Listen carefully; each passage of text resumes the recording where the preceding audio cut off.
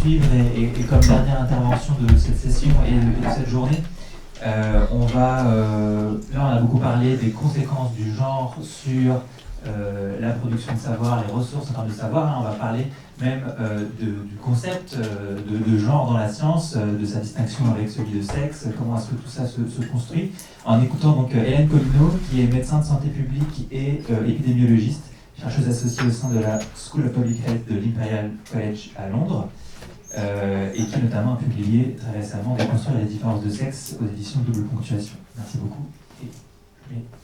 Merci, oui, donc j'ai la chance de passer en dernier, j'espère qu'il me reste un peu d'énergie.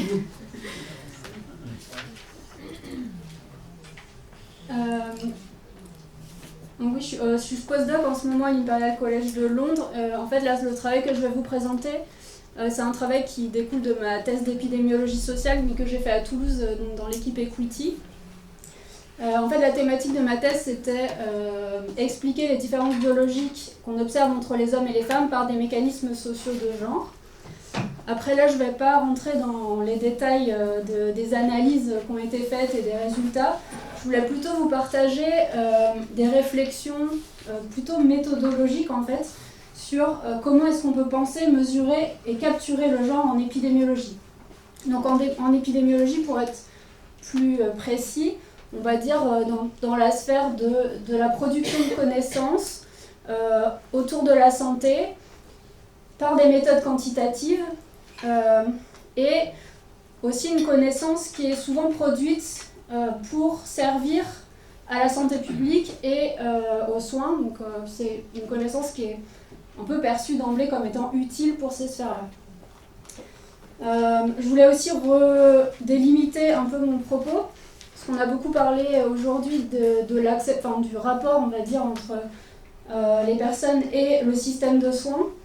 Moi, je me situe un peu en amont, c'est-à-dire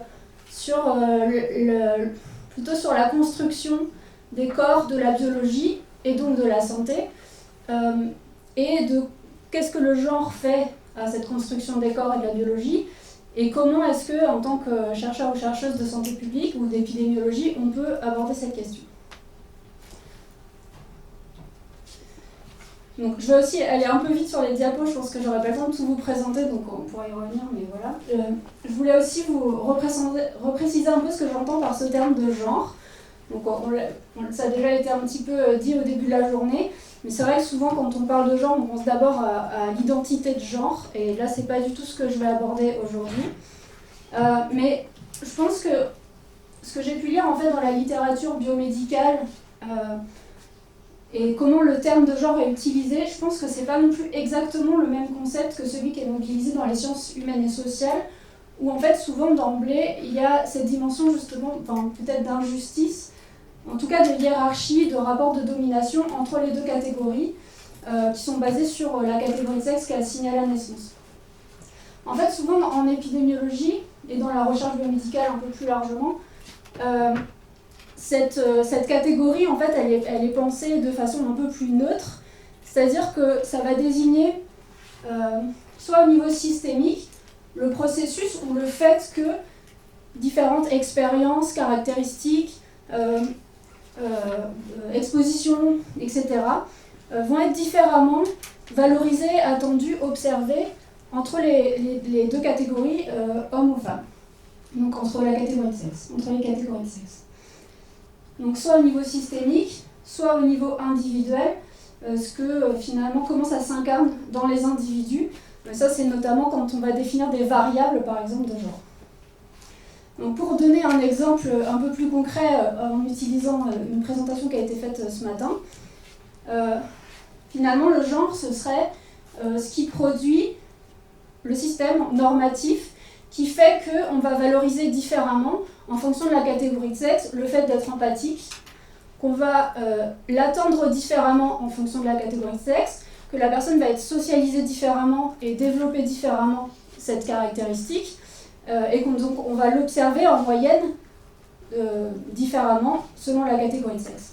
Et au niveau individuel, ce serait finalement le fait de vouloir mesurer chez un individu donné à quel point il correspond à ce qu'on attend d'un homme ou d'une femme dans sa population, c'est-à-dire à quel point il est empathique, par exemple, où il présente des compétences relationnelles qui correspondent à ce qu'on attend, valorise, observe en moyenne dans sa catégorie de sexe.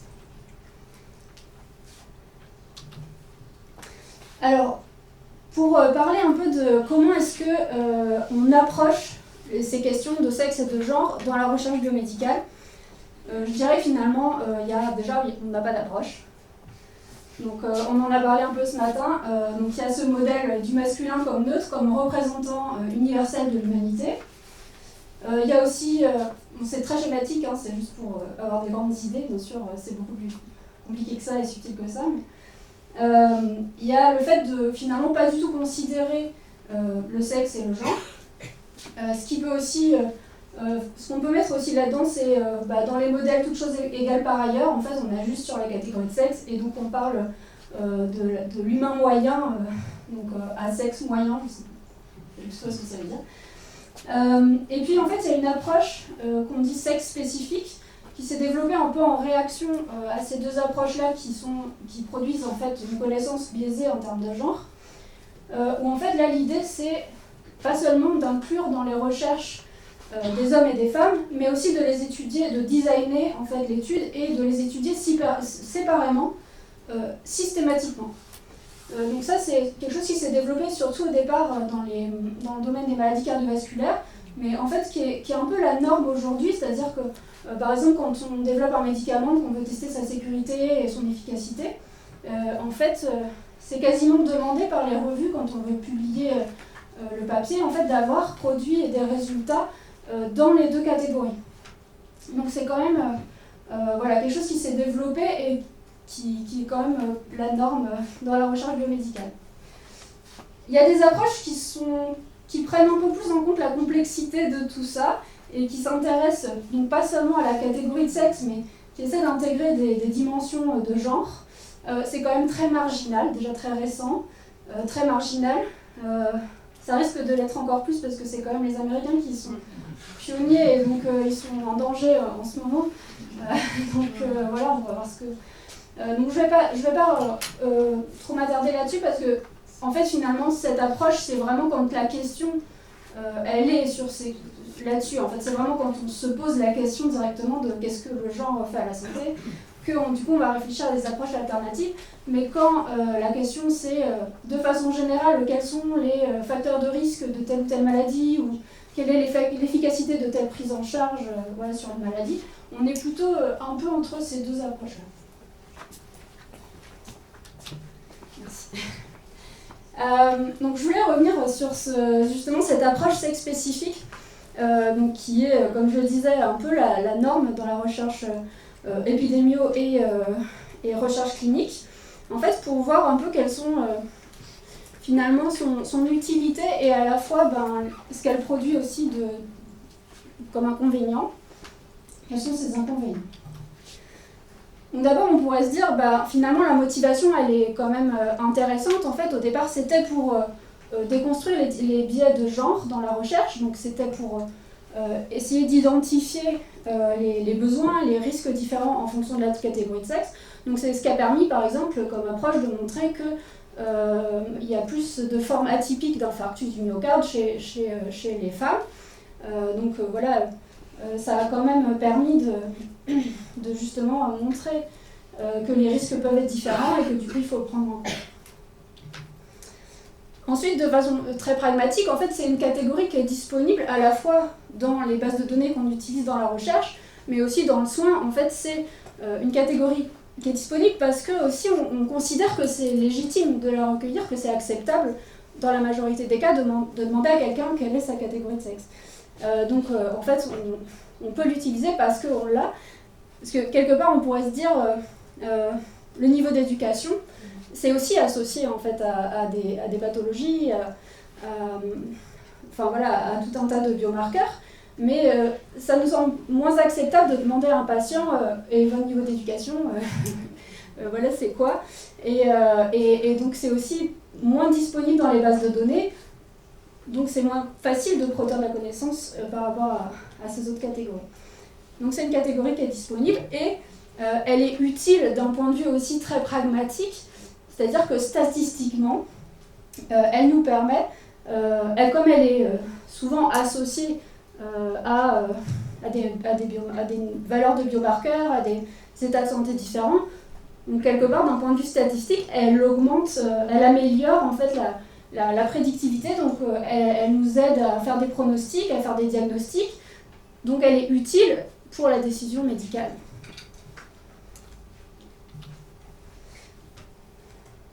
C'est bizarre, la mise en page est un peu décalée.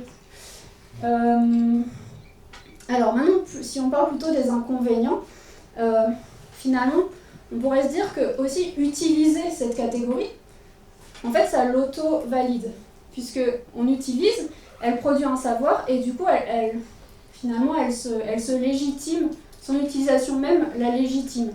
Et finalement, aussi, en utilisant cette catégorie, eh ben, on légitime la catégorisation binaire de l'humanité, enfin, voilà, activement, quoi. Donc c'est quelque chose qu'il faut garder en tête, notamment parce que c'est aussi une approche qui a tendance à exagérer les différences qu'il y a entre ces deux catégories.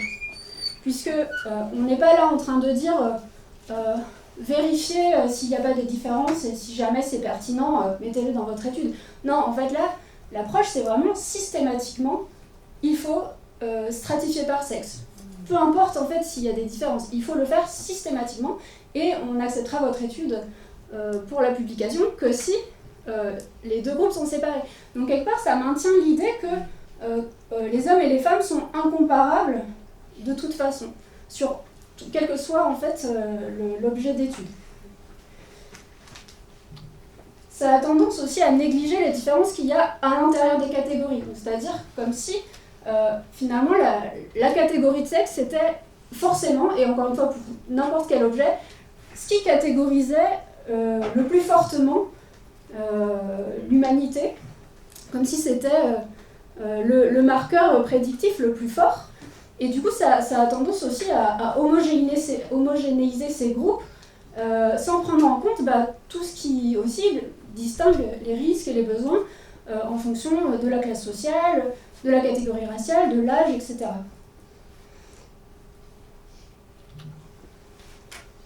Et enfin, ça réduit donc, le phénomène à la catégorie de sexe, parce que finalement, dans cette catégorie, ce qui est englobé par les auteurs et les chercheurs, finalement, c'est quelque part tout ce qui distingue les hommes et les femmes sur le plan biologique et social. Donc, en fait, on réduit ces différences à cette catégorie de sexe et on amalgame en fait ce qui est justement du biologique et du social. Et d'ailleurs, il y a eu plusieurs articles qui ont montré que les termes sexe et genre sont utilisés indifféremment, c'est-à-dire comme s'ils étaient synonymes dans cette littérature-là. Donc il n'y a même pas forcément de distinction en fait, conceptuelle entre ces termes.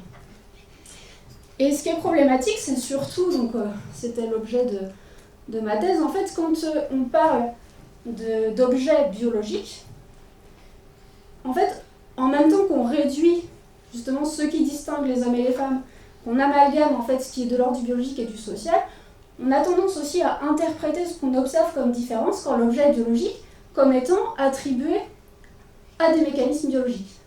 C'est-à-dire ce qu'on voit comme différence, c'est forcément la biologie qui l'explique, le dimorphisme sexuel qui l'explique.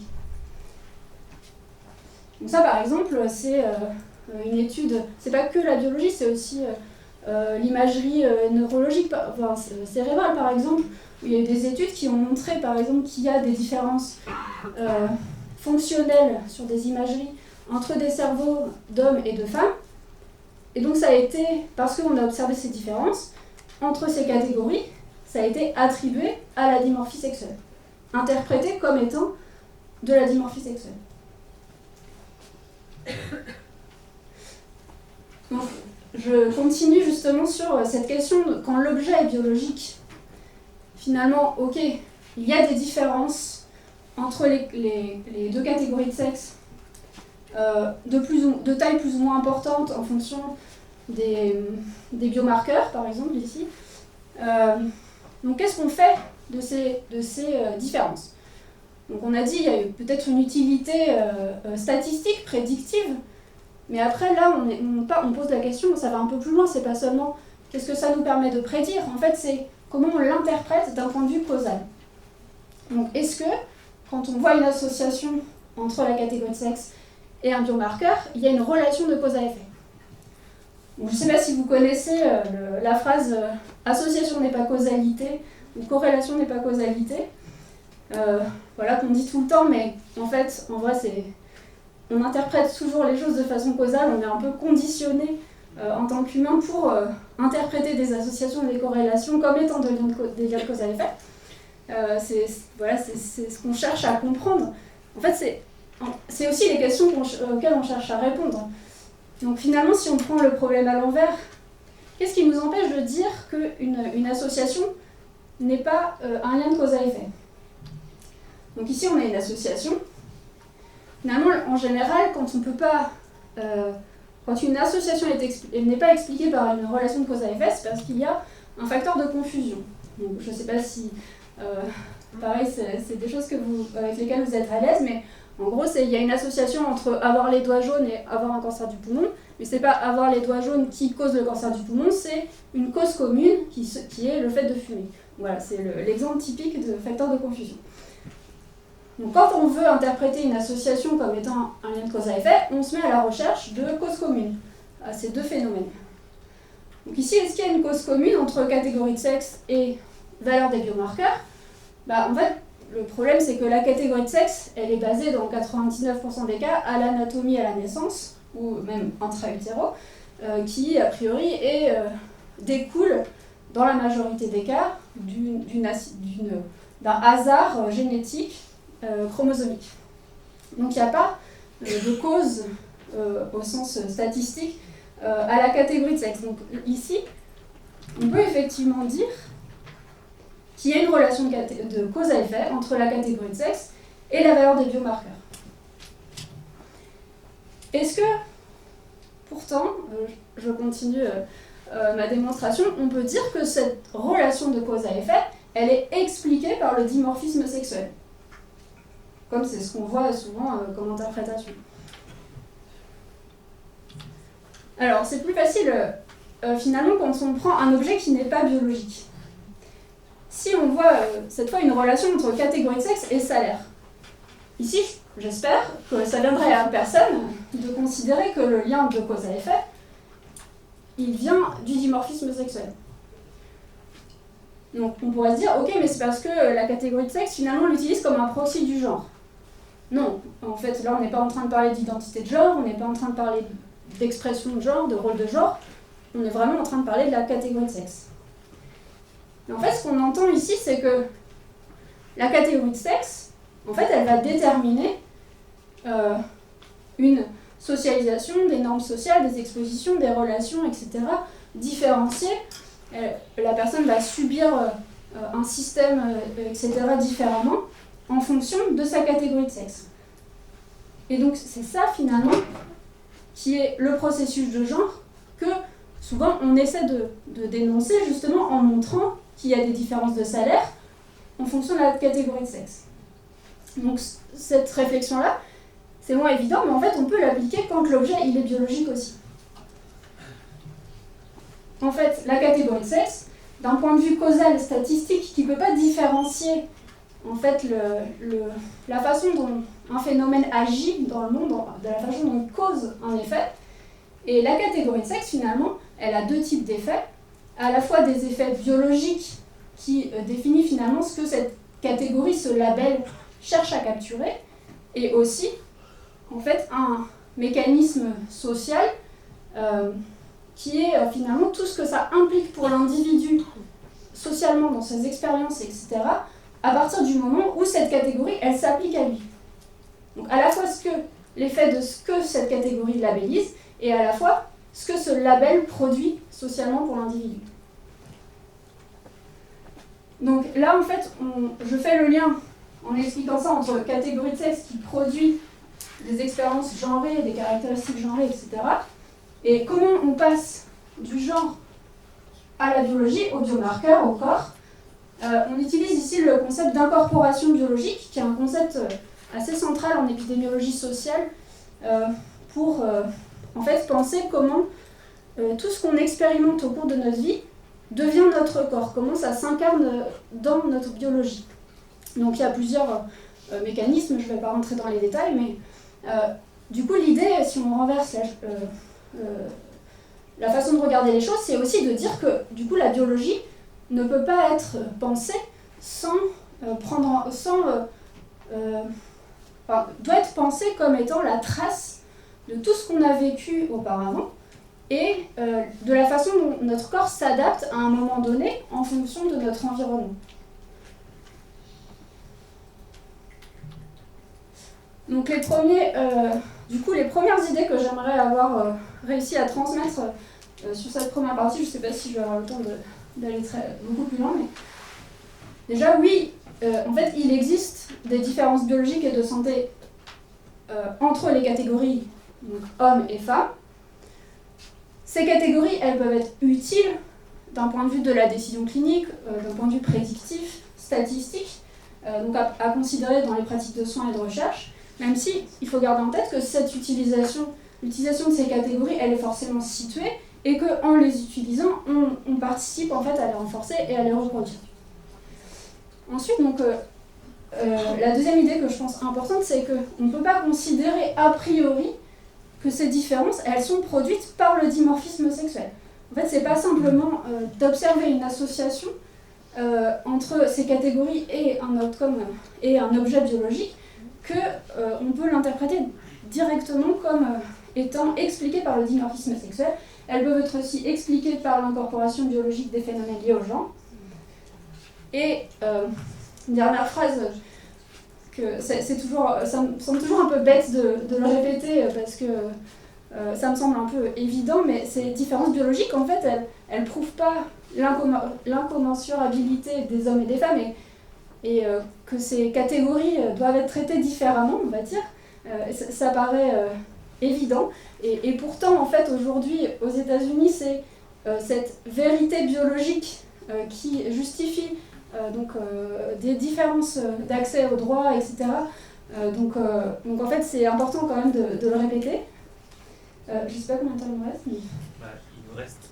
En fait, sinon, je passe directement à la dernière. 10-15 minutes pour la discussion. Donc, oui. Sinon, mais juste la dernière. Ouais. En fait, sur la dernière partie, je voulais donc parler du coup plus de ma thèse et de comment on peut mesurer et capturer le genre. Parce que finalement, une fois qu'on a dit ça, c'est comment est-ce qu'on montre justement que ces différences biologiques, eh ben oui, en fait, il y a des mécanismes sociaux de genre qui les expliquent. Donc du coup, c'est comment on peut essayer d'identifier ces mécanismes sociaux. Donc effectivement, dans ma thèse, j'ai montré avec toutes les limites et les difficultés que ça pose, voilà, j'y reviendrai peut-être, mais que en fait ces différences, oui, en fait, elles sont au moins en partie expliquées par des mécanismes sociaux de genre, qu'on peut utiliser différentes stratégies pour, quand on veut répondre à cette question, il y a différentes possibilités méthodologiques, comme par exemple construire une variable de genre, donc mesurer le genre, qui pose beaucoup de questions parce qu'elles sont quand même assez difficiles à interpréter et que ça peut conduire à une forme d'essentialisation aussi de ce qu'est le genre.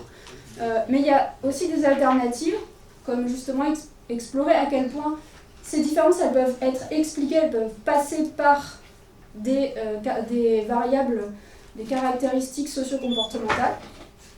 Et on peut aussi utiliser le fait que finalement le système de genre il varie en fonction des groupes sociaux, donc aller vers des approches intersectionnelles, utiliser justement le fait que puisqu'en fait on est genré différemment en fonction d'autres déterminants sociaux, justement les conséquences du genre vont être différentes sur la biologie, donc on peut essayer d'utiliser cette variabilité-là pour un peu tourner autour justement de ce phénomène avec les méthodes quantitatives qui sont quand même limitées sur ces questions.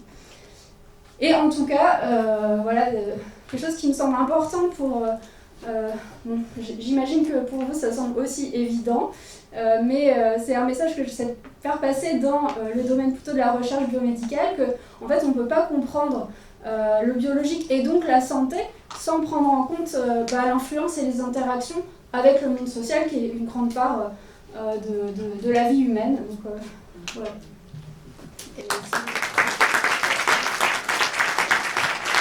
Merci beaucoup.